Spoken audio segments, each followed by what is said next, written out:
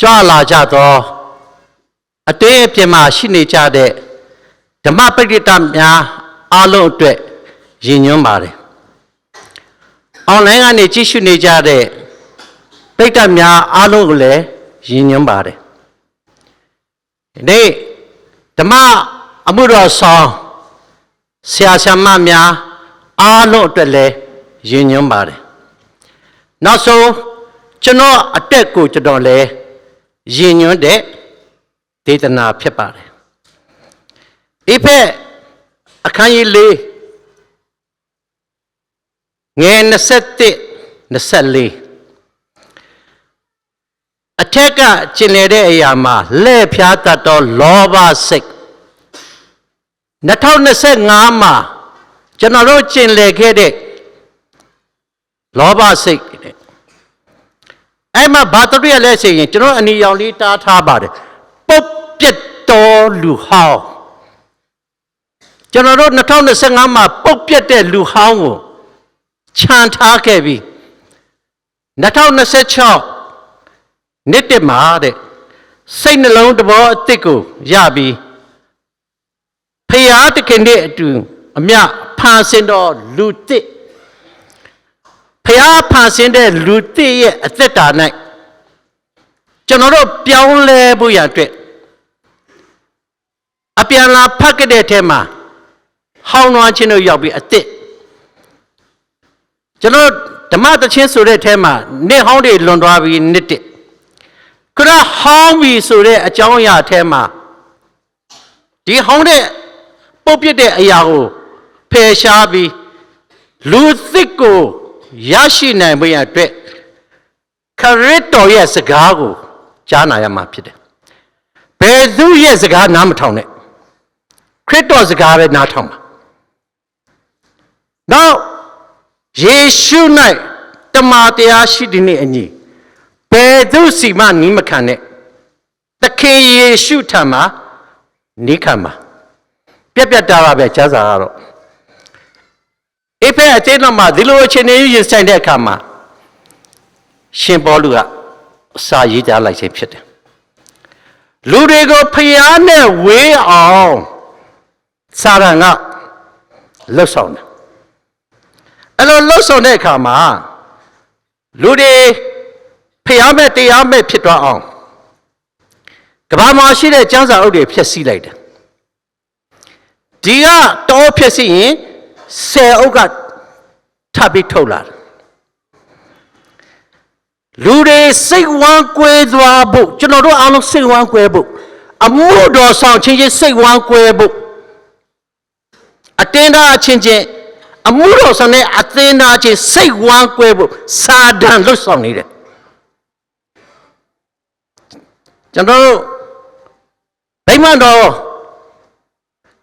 တချို့နိုင်ငံတွေမှာဗိမာန်တော်တွေမီးရှို့ခံရတယ်ဖျက်ဆီးခံရတယ်ဗိမာန်တော်မှာပြဿနာအစုံအလင်ကြုံတွေ့ရတယ်အတင်းတော်တွေကွဲသွားအောင်အကွဲကွဲအပြားပြားအစိတ်စိတ်အမွာဖြစ်သွားအောင်အတင်းတော်တွေဟာကွဲသွားကြတယ်အဲ့တော့စာတန်ကနီးနာပေါင်းပြောက်များစွာနဲ့ဖျားနဲ့လူနဲ့ဝေးကွာသွားအောင်တို့အစစ်စနစ်တကျနဲ့လောက်ခဲ့ပြီမဲ့တဲ့မရဘူးမရတော့တူပါနဲ့ပြန်လှုပ်လဲဆိုရင်လူတွေနည်းနည်းကြရှုံးသွားတဲ့အကြောင်းတစ်ခုကအချိန်ကိုဆွဲထားကြတယ်အချိန်ကိုဆွဲတာကြားစာကိုတော့မှဖတ်မယ်စာရနိုင်ပြီဖယားเจ้าကိုတော့မှတက်မယ်စာရနိုင်ပြီနောက်အလူငွေကိုတော့မှထည့်မယ်စာရနိုင်ပြီအချိန်ဆွဲထားတယ်ဒါမဲ့ဒီလိုအချိန်တွေဆွဲထားရင်းနဲ့လူတွေတဘောပေါက်လာတဲ့အခါမှာ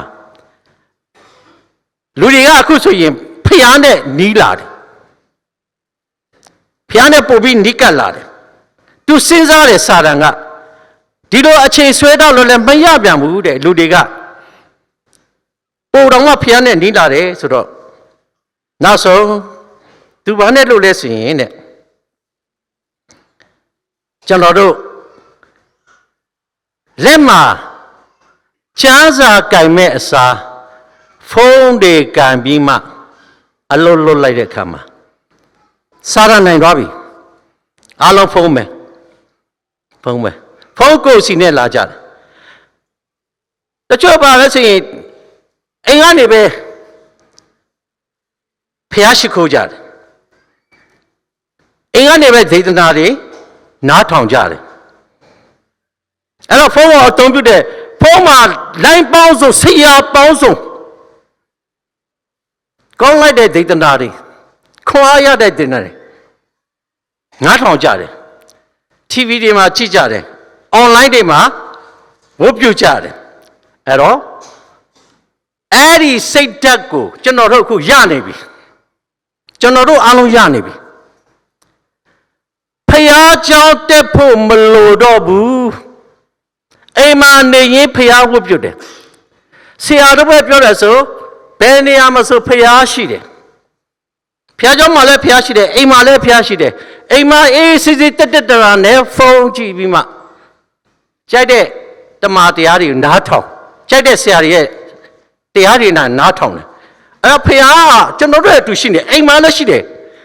ဆိုင်မှာလည်းရှိတယ်ဆိုင်မှာလည်းနားထောင်လို့ရတယ်ဖယားကြောင့်တက်ဖို့မလိုဘူးကျွန်တော်တို့တခုသတိထားမှာကဖယားတခင်ဟာတဲ့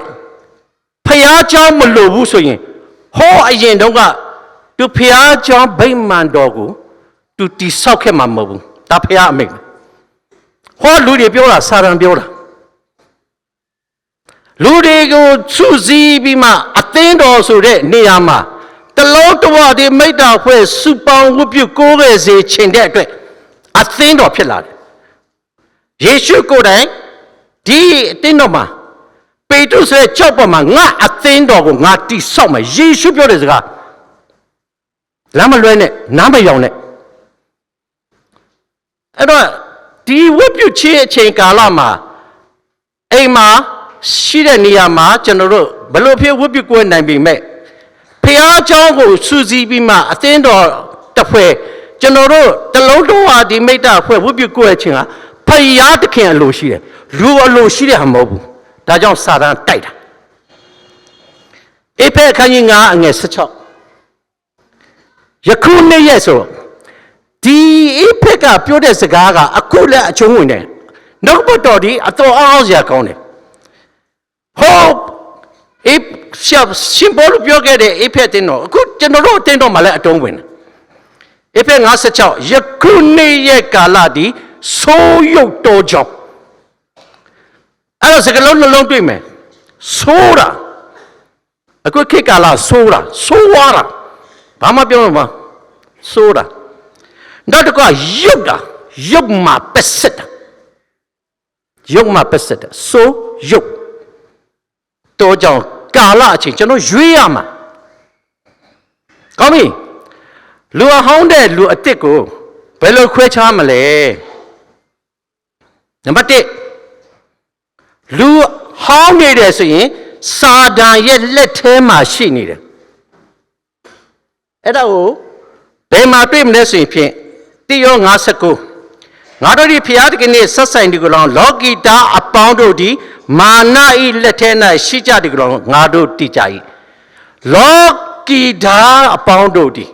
မာနရဲ့လက်ထဲမှာရှိတယ်ဆိုရင်လူဟောင်းမယ်လူတစ်ကတော့တဲ့ခရစ်တော်ရဲ့လက်ထဲမှာရှိတာယောဟန်10:28ထာဝရအသက်ကိုလည်းငါပေးထိုတို့ဒီပျက်စီးခြင်းနဲ့အစင်မပြတ်ကင်းလွတ်ကြလိမ့်မည်အဘယ်သူမျှထိုတို့ကိုငါလက်မမနှုတ်မရတခင်ယေရှုရဲ့လက်ထဲမှာရှိသောအရာကိုဘယ်သူမှလှုပ်လို့မရအဲလူတစ်ဒါပေမဲ့နံပါတ်2လူဟောင်းကတဲ့အပြစ်ထဲမှာနစ်မွန်းနေတော့သူယောဟန်အခန်းကြီး8အငယ်34ငါအမှန်အကန်ဆိုဒီကဒုစရိုက်ပြုသည်များတော့သူတို့ဒီဒုစရိုက်ရဲ့ကျွန်ဖြစ်ကြ၏အပြစ်ထဲမှာအဲ့ဒါလူဟောင်းဟိုရေကာလက2025မှာဒုစရိုက်မှာကျွန်လေခဲ့သည်များနှစ်တစ်မှာကျွန်လေတဲ့သူတွေဟာလေ လူဟောင်းတွေပဲဒါပေမဲ့လူတက်ကဘယ်လိုလဲဆိုရင်တဲ့အပြစ်လွတ်ချင်းခံရတော့သူဟေရှာယ1:18တင်တို့အပြစ်တွေနေတော့အစင်းရှိတော့လဲမိုးပွင့်ခဲ့တော့ဖြူလိမ့်မည်ဂတိပါနဲ့အမြနေတော့လဲသုံးမွေးခဲ့တော့ဖြူလိမ့်မည်ခဏနေပွဲတော့ဝင်ကြမယ်ကျွန်တော်အပြစ်တွေဘလို့ပဲဒီတဲ့အစင်းသာရှိမဲ့ဖြူစင်တဲ့မိုးပွင့်ခဲ့တော့အဲ့ဒါလူအစ်စ်ဖြစ်တယ်ခဏနေပွဲတော့ဝင်မယ်အကောင်းဆုံးဝင်ကြစို့နံပါတ်3လူအောင်ရဲ့ဘာလဲဆိုရင်တဲ့ဝုန်းဖို့တာအသက်ရှင်တာone bite ဖိလိပ္ပိအခန်းကြီး3ငယ်19ထိုသူတို့သည်ပျက်စီးခြင်းနဲ့လမ်းဆုံးတတ်ကြ၏သူတို့ဤဖျားမူကမိမိတို့ရဲ့ဝမ်းပေသည်ဝမ်းအတွက်အသက်ရှင်တာစားဖို့တွားဖို့လာဖို့အဲ့အစားအတွက်အသက်ရှင်ဝမ်းပေသည်တဲ့အဲ့ဒါကလူအဟောင်းမိမိတို့ရှက်ကြောက်ပွေတော့အကျင့်လိုက်တာမိမိတို့ဝါကြကြ၏လောကီအရာတို့ကိုဒါဆွဲလန်းခြင်းရှိကြ၏အဲ့ဒါလူဟောင်းကောင်းပြီလူတစ်ကတော့လူတစ်ဟာကောင်းကင်နဲ့ဆိုင်တဲ့အကျင့်ရှိတဲ့သူဖိလိပ္ပိ3:10ငါတို့ကျင့်သောအကျင့်မူကားကောင်းကင်ဘုံနှင့်ဆက်ဆိုင်လက်ရှိ၏ကယ်တင်တော်မူသောသခင်ယေရှုခရစ်သည်ကောင်းကင်ဘုံမှကြွလာတော်မူသည်ကိုငါတို့မျှော်လင့်သခင်ယေရှုမြေကြီးထဲမထွက်လာဘူးသခင်ယေရှုကောင်းကင်ကကြွလာမှာတော့ကျွန်တော်ကျင့်တဲ့အကျင့်ဟာကောင်းကင်နဲ့ဆိုင်တဲ့အကျင့်ဖြစ်တယ်ဆိုကြောင်းဖော်ပြထားနံပါတ်4လူဟောင်းကတဲ့စာရမဏေရဲ့တားဖြစ်တယ်ယောဟန်8:44တင်တို့ရဲ့အဘတည်းဟူသောမာနမှဆင်းသက်ကြ၏တင်တို့အဘ၏အလိုတို့လိုက်တတ်ကြ၏မာနရဲ့တွေးဆောင်ခြင်းကိုလိုက်သွားပြီးမှကျွန်တော်တို့မာနကိုအဘလို့ခေါ်ကြတယ်အဲ့ဒါလူဟောင်းလူတစ်ကဖျားတကယ်သားဖြစ်တော်သူတဲ့ဂလာတိ3:16မှာအဘယ်တို့နည်းဟုမူကားတင်တို့အပေါင်းတွေယေရှုခရစ်ကိုယုံကြည်တဲ့ဖြစ်ကျွန်တော်တို့ယေရှုခရစ်ယုံကြည်ဘာဖြစ်မလဲဖျားဤသားဖြစ်ကြ၏ဖျားရဲ့သားတွေဟာယေရှုခရစ်ကိုယုံကြည်တဲ့သူဖြစ်တယ်နံပါတ်5လူဟောင်းကမိဘကမွေးတဲ့သူဟာလူဟောင်းကပ္ပဦးကျမ်း3:16မိမကိုလည်းတင်တဲ့ကိုယ်ဆောင်ခြင်းဝေဒနာကိုငါအလုံးများပြားစေမည်ပင်ပန်းစွာဝေဒနာခံ၍တာဖွာရမည်အဲ့ဒါလူဟောင်းမိဘကမွေးတဲ့ဟာလူဟောင်းဖြစ်တယ်ဒါပေမဲ့လူတစ်ကတော့ဖျားသခင်ကမွေးဖွားတဲ့သူယောဟန်ခန်းကြီး1:7ထိုသူကိုလက်ခံမြတ်သောသူတည်းဟူသောကိုယ်တော်ကိုယုံကြည်သောသူတို့အားဖျားသခင်ရဲ့သားဖြစ်ရသောအခွင့်ပေးတော်မူ၏အဲ့လူတစ်နံပါတ်6လူဟောင်းရတဲ့မကောင်းမှုဒုစရိုက်မှာပျော်မွေ့တာတုတ်တန်ကျမ်း26:7ဒီကျမ်းစကားတော်ကျမ်းတယ်ခွေးဒီတဲ့မိမိအံဖတ်ကိုပြန်၍စားတကဲ့သို့မိုက်တော်သူတွေမိုက်တော်အကျင့်ကိုပြန်၍ကျင့်တတ်၏သူခိုင်းနိုင်တာခွေးနဲ့ကိုနိုင်တာမကောင်းမှုဒုစရိုက်ပြုတဲ့သူဟာခွေးနဲ့တူတယ်ပြန်ကျင့်တာခွေးကအံနဲ့ဟာပြန်စားတယ်တဲ့မိုက်တော်သူဟာလည်းအဲ့ဒုစရိုက်အဖြစ်ကိုပြန်ပြီးကျင့်တာသတိထားကြဖို့ဖြစ်လူတစ်ကတော့တဲ့ကောင်းသောအကျင့်ကိုကျင့်တော်သူအေဖက်1:10အဘယ်ကြောင့်နည်းမူကားငါတို့ဒီကောင်းသောအကျင့်ကိုကျင့်ရမည်အကြောင်းယေရှုခရစ်နဲ့ပြုပြည့်ဖန်ဆင်းတော်မူရာဖြစ်ကြ၏ကောင်းတဲ့အကျင့်ကိုကျင့်သူဟာယေရှုခရစ်၌ရှိတယ်နောက်ဆုံးလူဟောင်းစာရမဏေကိုယူတင်ဝတ်ဆောင်တာစာရမဏေစိတ်နေတဘောထားတွေအားလုံးကိုယူတင်ဝတ်ဆောင်တာအေဖက်4:19ထိုသူတို့သည်ရှက်ကြောက်ခြင်းမရှိတမက်ခြင်းအလွန်ပြင်းတင်နေညစ်ညူးသောအကျင့်မျိုးကိုကြိုးစား၍ကျင့်လူတော်ငါမိမိတို့ကိုကိလေသာလက်တို့အပ်လိုက်ကြ၏ညစ်ညူးသောမကောင်းသောအရာများနဲ့ယူတင်ဝတ်ဆောင်တဲ့ဇဲတတ်တယ်ဆိုတတ်တယ်မဟုတ်တာတွေပြောတယ်လိမ့်လေတယ်လှဲ့ဖျားတယ်အဲ့ဒါလူဟောင်းလူတစ်ကသခင်ယေရှုယူတင်ဝတ်ဆောင်တော်သူယောမ73:14ပွဲလှုပ်ခြင်းရင်းမျိုးတော့ကျခြင်းမတရားတော့မိတော်မူဝဲခြင်းကိလေသာညှဉ်းခြင်းရန်တွေ့ခြင်းဂုဏ်ဝဲခြင်းအမှုတို့ကိုခြေဆောင်၍နေ့အချိန်ကဲတော့တင့်တယ်လျောက်ပတ်စွာကျင့်ဆောင်ပြမှုကြကောင်ဟာသခင်ယေရှုခရစ်ကိုယူတင်ဝတ်ဆောင်ကြလောသခင်ယေရှုယူတင်ဝတ်ဆောင်ဖို့ဖြစ်တယ်ဒါလူဟောင်းနဲ့လူတစ်အတမကျမ်းစာမှာခွဲခြားထားတဲ့လူဟောင်းနဲ့လူကောင်းပြီအဲ့ဒီလူဟောင်းရဲ့လက္ခဏာကျွန်တော်ပြောပြမယ်လူရဲ့အတွင်လက္ခဏာဘာလဲဆိုကျွန်တော်တစ်ချက်ချင်းပြောရတဲ့အခါမှာတေချာနားတောင်ပြီးအဲ့ဒီလက္ခဏာဟာကျွန်တော်တို့မှရှိနေတယ်ဆိုရင်တဲ့ကျွန်တော်တို့လူဟောင်းဖြစ်နေတော့မယ် တွေ့ရလက္ခဏာတဲ့လူဟောင်းလက္ခဏာကနံပါတ်1ဒေါသကိုမထိန်နိုင်တော့သူနံပါတ်2အရက်မိုးရစေဝါကိုစေးလိတ်မိုးရတဲ့မန္တမြအကုန်တောက်တဲ့လူအဲ့ဒါလူဟောင်းနံပါတ်3ဒုစရိုက်မှာပျော်မွေ့ပျော်ပါတဲ့သူနံပါတ်4ကြမ်းတမ်းစွာဆဲဆိုတတ်တဲ့သူနံပါတ်5ကိုဆရာကြီးလို့ထင်နေတော့သူနံပါတ်6သူတစ်ပါးဒုက္ခရောက်တာကိုဝမ်းတာတဲ့သူနံပါတ်9မေတ္တာတရားတွေပြောပြီးဘုံတီးခြင်းနဲ့အသက်ရှင်တော်သူနံပါတ်10ဘာမှမလုပ်ပဲအခွင့်အရေးကိုအပြည့်အဝလိုချင်တဲ့သူနံပါတ်9ရှိသမျှဝတ်ပြုခြင်းရှိသမျှဖျားเจ้าတွေတက်ပြီးလူတကာရဲ့အတေးဖြစ်ကဲ့ရဲ့ပြစ်တင်ဝေဖန်တော်သူနံပါတ်10ဝိညာဉ်ရေးရာပြေဝပြီးသူတကာကိုကဲ့ရဲ့ခြင်းတော်သူကိုဝိညာဉ်ရေးရာပြေဝတယ်ဆိုမှသူတစ်ပါးကိုစီရင်တော်သူ17စိတ်ထဲမှာဖျားရှိရင်ပြီးတာပဲငါနဲ့ဖျားတည်တယ်ဖျားเจ้าတက်ဖို့မလိုတော့သူနံပါတ်7ငါလောက်တာမှန်တယ်ငါစကားနားထောင်ရမယ်သွေးနှစ်ထင်ရောက်တဲ့သူနံပါတ်73မြေကြီးနဲ့ခြေတော့မထိပဲအောက်ခြေလွတ်ပြီးဘဝင်ဖြစ်နေတော့သူအဲ့ဒီ73ချက်လက္ခဏာဒီလူဟောင်းရဲ့လက္ခဏာဖြစ်တယ်ကောင်းပြီလူတစ်တို့ရဲ့လက္ခဏာနံပါတ်1လူတကာစီးတဲ့ဖနက်လိုနှိမ့်ချစွာအသက်ရှင်တော်သူနံပါတ်2နူးညံ့ရင်ကျေးတိတ်မွေ့စွာပြောတတ်တော့ဗဇက်ရှိတဲ့သူနံပါတ်3အကျဉ်းနာဂယုဏမျက်လုံးရှိတော်သူနံပါတ်4ပေးကားစွန့်ကြဲတဲ့လက်ရှိတော်သူနံပါတ်5အကူကြီးလိုအပ်တဲ့အခါမှာရောက်သွားတတ်တဲ့ခြေတော့ရှိတဲ့သူနံပါတ်6ဖျားတဲ့အမြဲတမ်းကေဝတ်တဲ့စိတ်နှလုံးရှိတော်သူနံပါတ်9ဖျားတဲ့နှုတ်တော်တဲ့စကားကိုအမြဲတမ်းကြားနာတဲ့နားရှိတော်သူနံပါတ်10ကောင်းသောအမှုကိုအမြဲပြုချင်တဲ့စိတ်ဓာတ်ရှိတော်သူနံပါတ်10ယုံကြည်ချက်ကိုခိုင်မာစွာယက်တည်တဲ့ရှင်းနေတော်သူ17ကိုညီယာမဲ့နေတော်သူကိုပွေဖက်နှစ်သိမ့်နိုင်တဲ့ရင်ပတ်ရှိတော်သူ12မေတ္တာတရားကိုဥထိတ်ထားတော်စပင်ရှိတဲ့သူနောက်တစ်ချက်ကလူတွေရဲ့ကောင်းကျိုးအမြဲစဉ်းစားတဲ့ဥနောက်ရှိတဲ့သူနဲ့နောက်ဆုံးတစ်ချက်ကဝန်လေးပင်ပန်းနေတော်သူကိုထားပိုးနိုင်တဲ့ကြောကုန်းရှိတဲ့သူအဲ့ဒါကလူတစ်ရဲ့လက္ခဏာဖြစ်တယ်ကောင်းပြီ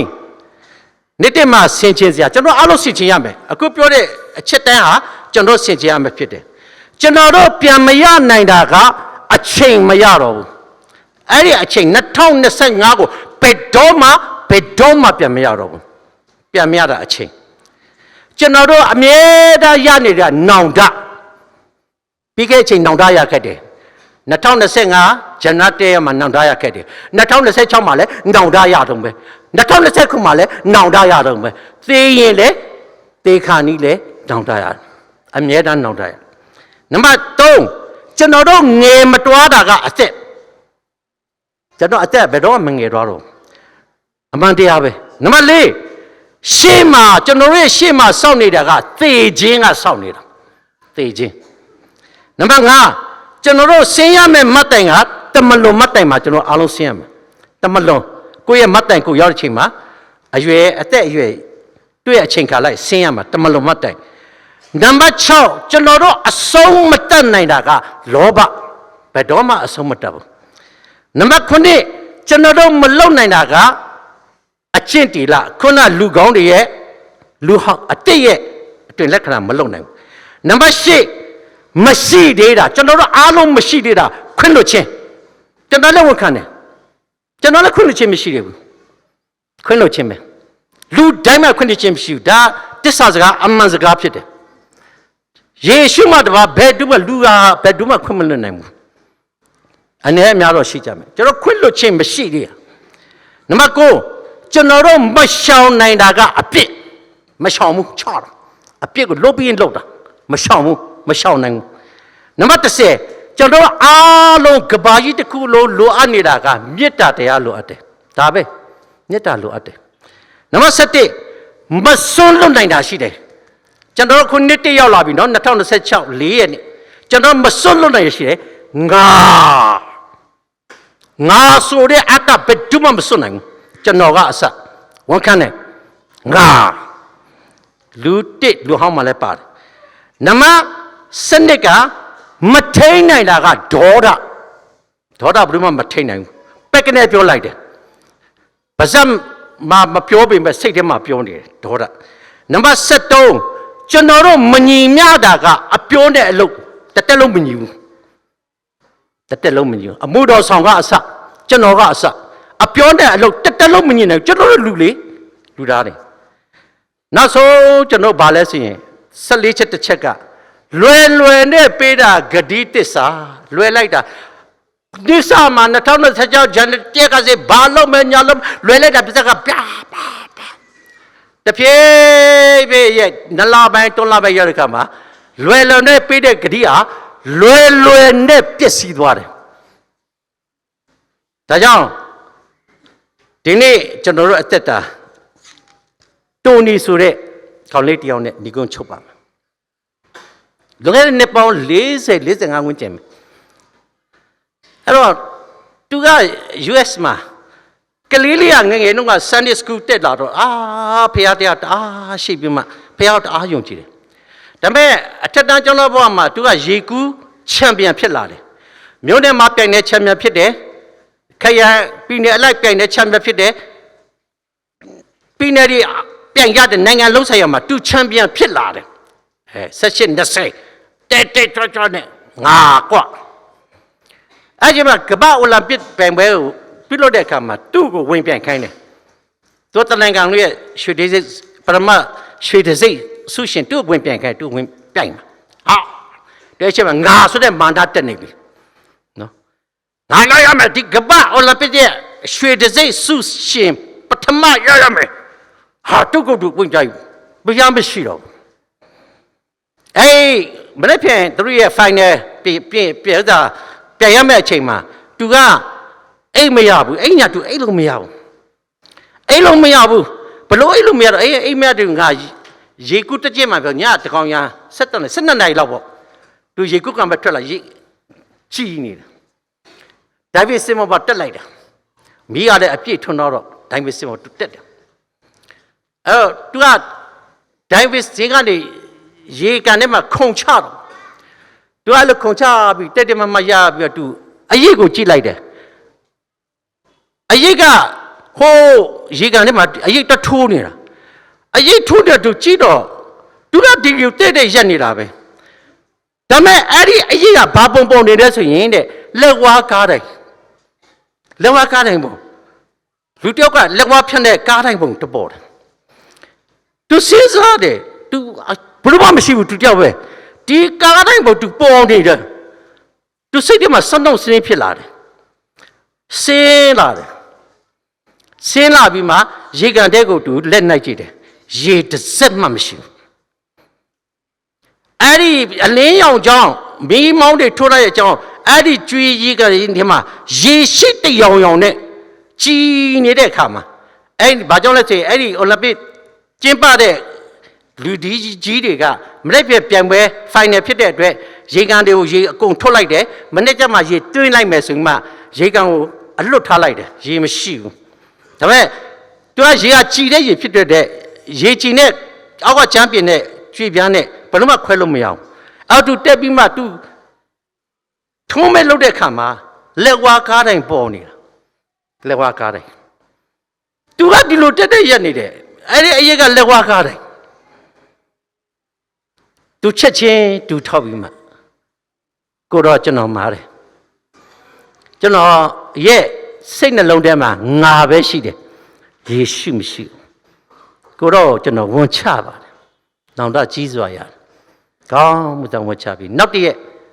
ပြိုင်ပွဲဝင်တဲ့အခါမှာနိုင်ငံရဲ့ဂုဏ်ဆောင်ပထမဆုရွှေတစိတ်ကို ရရှိခဲ့ပါတယ်ကားတိုင်းဟာကျွန်တော်တို့နောင်တရဖို့ဖြစ်တယ်ကားတိုင်းဟာကျွန်တော်တို့ခိုလုံရဖြစ်တယ်ကားတိုင်းဟာကျွန်တော်တို့မျောကြည့်ဖို့ဖြစ်တယ်ကားတိုင်းဟာအပြစ်လွတ်ခြင်းရှိတယ်ကားတိုင်းဟာခွင့်လွတ်ခြင်းရှိတယ်